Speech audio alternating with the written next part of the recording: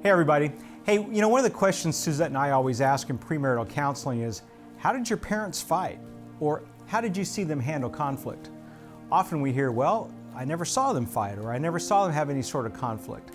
Well, I guess maybe they did it when I wasn't around, was typically their answer. Other times we hear some pretty interesting ways that couples modeled for their kids, many of which I won't go into. But as we often hear, one of the best gifts we can give our children as parents is a healthy relationship for them to model. We are all created and wired differently by God, our Creator. We all have different baggage that we carry with us, and that shapes many of our responses. Well, those factors, along with how we've personally been modeled to handle conflict, together influences how we ourselves handle it in the future. One of the things Suzette and I have had to really work on, and still do work on, is how we communicate with one another, especially when conflict starts arising. I don't think we are that unusual, though. So this Sunday, we will be talking about how to manage conflict in our marriage.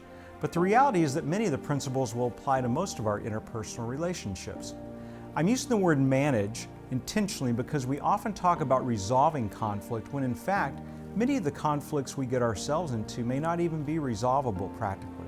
Did you know that 69% of issues that spouses deal with fall under the category of perpetual or unsolvable problems? That alone may help many of us understand that the object is not to be the winner, but rather to learn to love each other even without resolution and manage the situation.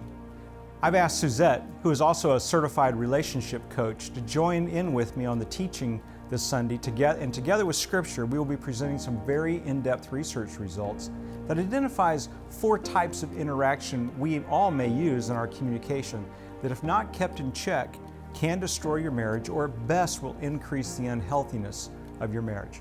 We'll share some of the antidotes to those interactions that help turn the results around for the positive and hopefully give us all some things to think about and possibly work on in our own relationships. I hope to see you Sunday. God bless the rest of your week.